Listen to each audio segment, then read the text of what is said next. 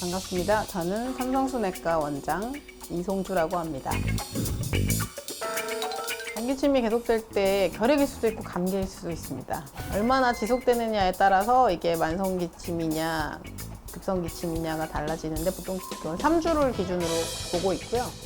감기의 경우는 보통 그 안에 좋아지고 그 이상 지속될 때는 뭔가 다른 원인이 있는지를 찾아보아야 합니다. 결핵이 만약에 의심된다면 엑스레이나 객관 검사 혹은 요즘에는 잠복되어 있는 결핵도를 알 수 있는 혈액 검사까지 가능하기 때문에 이런 검사를 통해서 정확한 진단을 받으시는 게 필요합니다. 우선 초반에는 상기도 감염의 증상들과 굉장히 비슷합니다. 그냥 기침, 가래, 오한 같은 게 있을 수도 있고요. 그리고 미열이 좀 오랫동안 지속될 때, 하지만 원인을 잘 알 수 없을 때, 혹은 체중 감소가 있는데 그 원인이 불명확할 때, 암 쪽이 아닐 경우에는 결핵도 생각을 해볼 수가 있습니다. 그리고 좀 심한 경우에는 가래에 피가 섞이는 백혈이 있으실 수도 있고요. 무엇보다 가장 큰 1번에 의심해 볼 수 있는 거는 결핵에 걸렸던 분과 접촉하고 난 뒤에 또 그런 증상이 있을 때 또 생각해 볼 수 있고요. 결핵은 어떤 병이든 마찬가지로 누구나 접촉을 할 수 있는데 그 접촉을 했다고 누구나 다 걸리지는 않고요. 면역력이 약해져 있어서 이겨낼 힘이 없는 경우에는 그 병에 걸리게 됩니다.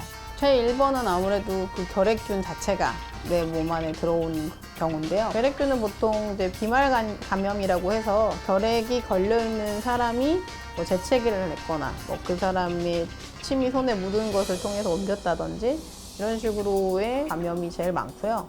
드물게는 결핵균에 걸린 소의 우유를 먹고 걸렸다는 이런 보고도 있긴 하지만 이건 굉장히 드문 경우고, 특히 우리나라 같은 경우는 직접 사람한테서 옮는 경우들이 대부분입니다.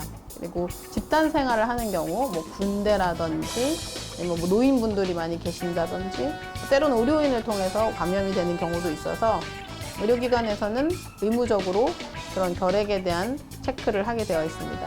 가장 중요한 것은 신생아 때부터 해서 그 영유아 예방접종이 권장되어 있는 표가 있거든요. 그것에 맞춰서 소아과를 방문하여 예방접종을 진행해야 되는데 그 안에 결핵균에 대한 예방접종도 포함이 되어 있습니다. 그리고 이제 집단 생활을 하시는 경우에는 집단 생활에 하기 전에 예를 들어서 기숙사라든지 군대는 가기 전에 보통 흉부 엑스레이를 찍거든요. 그래서 결핵균이 있는지를 확인을 하게 되는데 그런 과정들도 이렇게 결핵이 더 우리나라에서 퍼지지 않도록 하는 여러 가지 방법 중에 하나입니다. 면역력을 올리는 데 도움이 되는 음식들을 평소에 잘 드시는 습관을 가지시는 게 좋은데, 충분한 비타민과 단백질, 이런 면역력에 관련돼 있는 음식들, 아이들의 경우에는 초유가 중요하다는 걸 잘 많이 알고 계시기 때문에 모유수유가 그래서 또 중요한 부분 중에 하나입니다. 꾸준한 운동, 하루에 한 번에 몰아서 하지 마시고 일주일에 3회 정도, 30분 정도